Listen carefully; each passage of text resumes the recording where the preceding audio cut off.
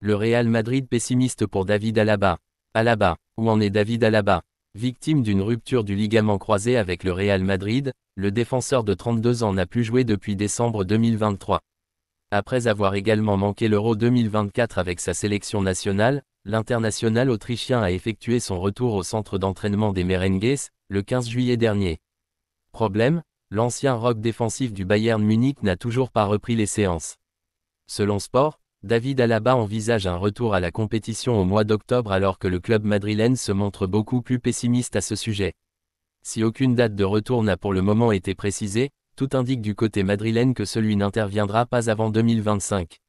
Dans l'impasse avec Alaba, le Real Madrid pourrait donc passer la seconde avant la fin du mercato d'été pour lui trouver un remplaçant.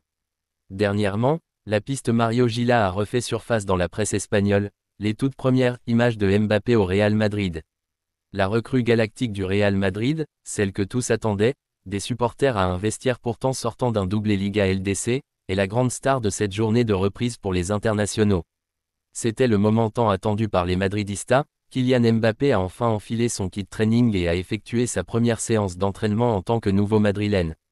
Les photographes du club ont partagé bon nombre de clichés où l'on voit l'ancien du PSG faire connaissance avec le vestiaire, constamment avec le sourire. Sous les regards attentifs des médias, la star de Bondy a fait connaissance avec ses nouveaux coéquipiers à Valdebebas, lors d'une session de travail de fond dirigée par le préparateur physique Antonio Pintus qu'on ne présente plus. À l'instar de sa présentation qui a rempli le Bernabéu, les fans étaient encore extrêmement nombreux aux abords de Valdebebas, espérant tous obtenir un autographe ou une photo avec le Français. Les réseaux sociaux et les sites d'actualité sont eux aussi en effervescence, capturant chaque moment du premier jour de l'attaquant français au club. À quand la grande première? Les préparatifs vont bon train pour la Supercoupe d'Europe contre l'Atalanta à Varsovie le 14 août, et Mbappé, ainsi que ses compatriotes comme Tchouaméni et Camavinga, ont aussitôt entamé un programme intensif pour être au meilleur de leur forme. Ancelotti a même laissé entendre que Mbappé pourrait faire ses débuts dès ce match crucial, que ce soit en tant que titulaire ou en sortie de banc. Nous verrons comment les joueurs manquants reviendront. Ils ont travaillé chez eux et j'espère qu'ils seront en bonne condition. Sinon, ils resteront tous sur le banc, il n'y a pas de problème, plaisantait ainsi hier Ancelotti, dans un petit message qui s'adressait évidemment surtout à l'ancien Parisien. En tout cas, l'enthousiasme règne à Madrid, avec des images publiées par le club montrant un Mbappé souriant aux côtés de ses nouveaux coéquipiers et de Carlo Ancelotti, qui était évidemment venu l'accueillir et prendre la température. Les attentes sont grandes autour du Français, mais une chose est sûre, lui n'a qu'une hâte, briller sous le maillot blanc dès que possible. Vinicius Junior prend les commandes au Real Madrid. Par rédaction le journal du Real. Vinicius Junior tirera la pénalty la saison prochaine au Real Madrid. Un changement significatif va avoir lieu dans la hiérarchie des tireurs de pénalty au Real Madrid cette saison. Vinicius Junior sera le joueur chargé de les tirer. Depuis des années, les Madrilènes ont toujours compté sur des spécialistes pour convertir leurs coups de pied arrêtés. Cette saison, une nouvelle ère semble s'ouvrir pour les Merengues. L'entraîneur Carlo Ancelotti, connu pour sa capacité à innover tout en s'appuyant sur les fondamentaux, a fait un choix qui pourrait bien surprendre les observateurs et ravir les fans. Un choix qui met en lumière la confiance placée en un jeune talent qui ne cesse d'éblouir. Ce choix répond au nom de Vinicius Junior. À lire également, Vinicius, l'éclaircie du Real Madrid. Vinicius Junior, qui marque un penalty à l'Allianz Arena face à Neuer. Vinicius Junior monte en puissance. Alors que les attentes pour cette saison 2024 à 2025 sont élevées, Marca révèle que Vinicius Junior sera le principal tireur de penalty du Real Madrid. Cette décision marque un tournant important pour le joueur brésilien, qui continue d'évoluer en tant que figure centrale de l'équipe. Bien que la responsabilité ait souvent été dévolue à des vétérans comme Luka Modric ou encore Karim Benzema avant son départ, Vinicius Junior se voit confier ce rôle crucial, démontrant ainsi la confiance que l'équipe et l'entraîneur ont en lui. Pour renforcer cette dynamique offensive, le Real Madrid ne manque pas d'options pour les coups de pied arrêtés. Arda Güler, Luka Modric, Fede Valverde, Jude Bellingham, David Alaba et Mbappé complètent la liste des tireurs principaux pour les coups de pied arrêtés cette saison. Le Français sera une option pour tirer les balles arrêtées. Ces choix montrent une stratégie d'attaque variée, capable de s'adapter aux différentes situations de jeu et à la diversité des talents au sein de l'équipe. Cette nouvelle hiérarchie des tireurs de coups de pied arrêtés au Real Madrid n'est pas seulement un changement de nom sur la feuille de match. Elle est l'expression d'une nouvelle orientation stratégique, visant à maximiser le potentiel offensif de l'équipe, en capitalisant sur la jeunesse et la créativité. Le Real Madrid, fort de ses talents confirmés et émergents, semble prêt à conquérir de nouveaux sommets cette saison. Le Barça veut un international français après l'échec Nico Williams. Joan Laporta, à gauche, et Hansi Flick, à droite, respectivement président et entraîneur du FC Barcelone.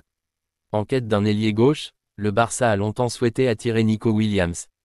Dans la mesure où ce dossier se révèle compliqué, les dirigeants catalans s'intéressent à un international français. Le FC Barcelone veut se reconstruire. Et pour cela, il a décidé de se réveiller sur le marché des transferts. Dans un premier temps, il a fallu boucler le dossier de l'entraîneur. Après plusieurs semaines de rumeurs, la direction catalane a décidé de miser sur Hansi Flick. Le coach allemand, libre depuis son départ de la sélection allemande, arrive avec la lourde tâche de remettre le Barça sur le toit de l'Espagne et en faire un candidat crédible dans la course à la Ligue des Champions. Pour cela, le technicien de 59 ans n'a pas caché son envie de se renforcer sur toutes les lignes et surtout offensivement.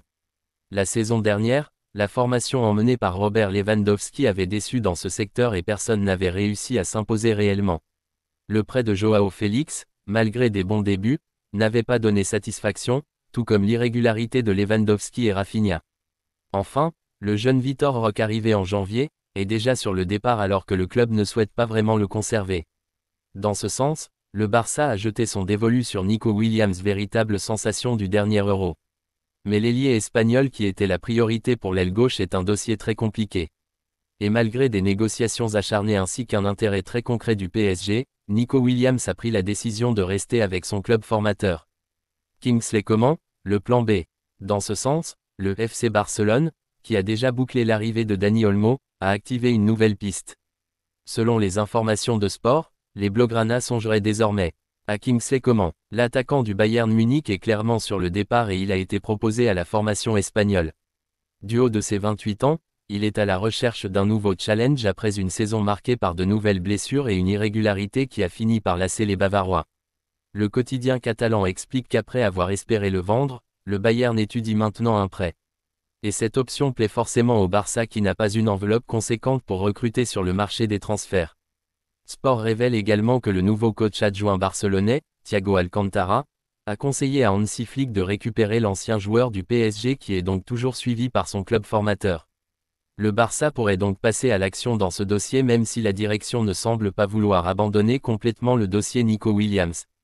Mais le fait de commencer à activer un plan B semble bien confirmer que l'ailier basque est un dossier épineux. Rafinha de retour en Première Ligue.